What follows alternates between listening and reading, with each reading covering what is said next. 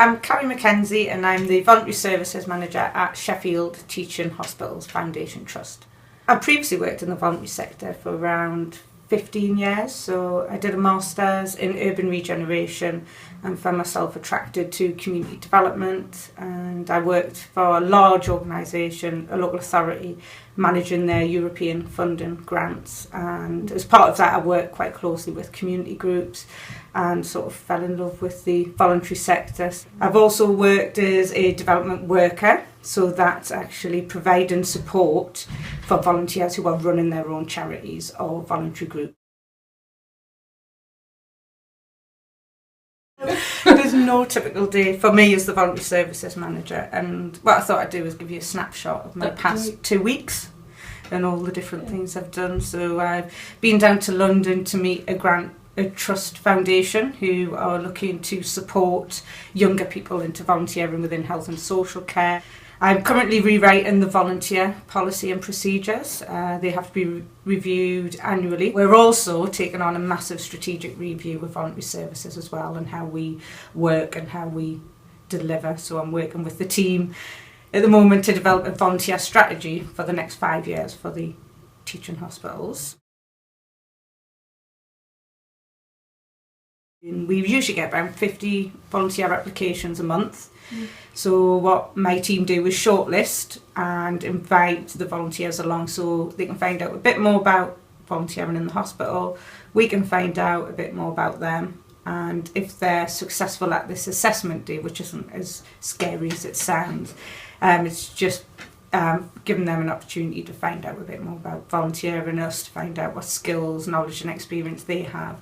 They then go on to the next round, which is training to become a volunteer. So it's not a quick fill in an application form and you're volunteering with us the next week. It takes a couple of months. When we talk about volunteering within an organisation, people make the assumption that it's free.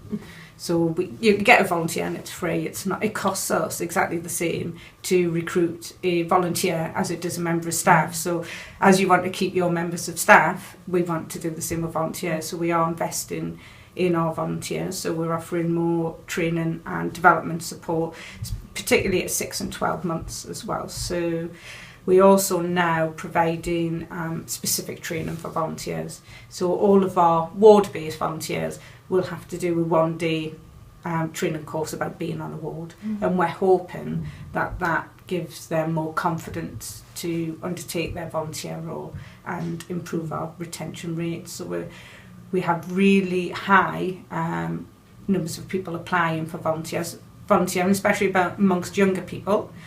But after a year, we don't seem to be keeping them longer than 12 months, so we're hoping by adding in more support at the beginning that people will stay longer.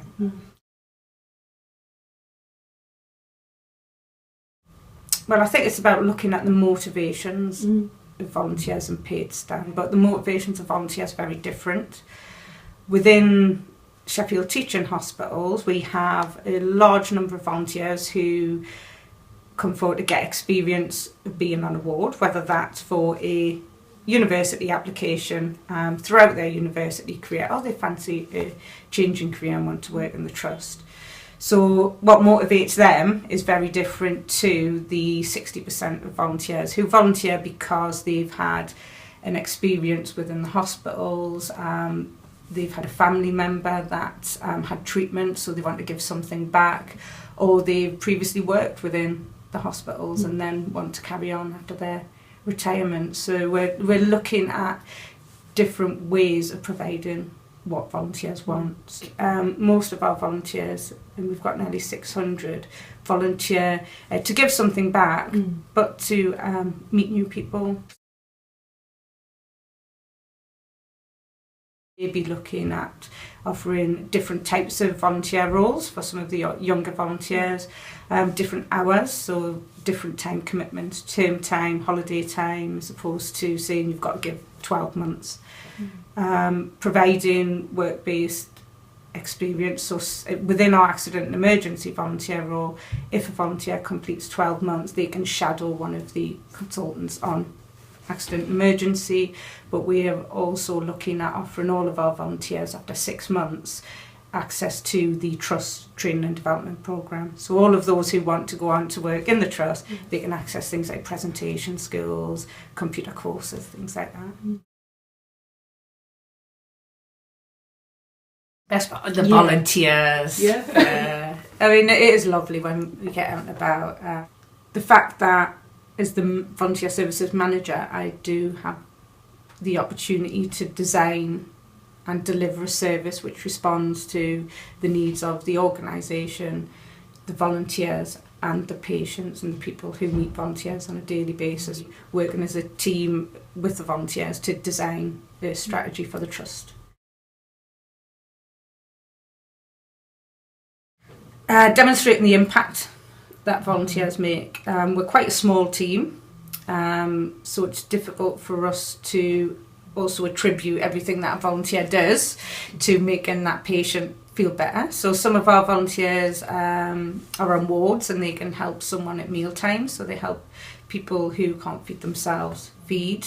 Some of them are there to chat to people on the wards, some are there as activities volunteers. So it's difficult for us to say that that volunteer has made such a huge impact on that patient's time being in hospital, but especially in an organisation this big, is managing that number of volunteers. So you have nearly 600 volunteers, so we can't offer the same one-to-one support that a member of a staff would have, because some people may only be in once a week for 3 hours, so we're looking at offering more support online as well, and increasing the awareness of volunteering within the organisation.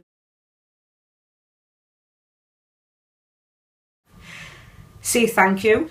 I think the key thing is to always value your volunteers, but be aware that they're not paid members of staff, and make that very clear from the onset. To have a role description, so the volunteers are clear on what they are doing and what tasks they need to do, but also an agreement in place as well, so the volunteer knows what's expected of them, but also what the organisation will provide them.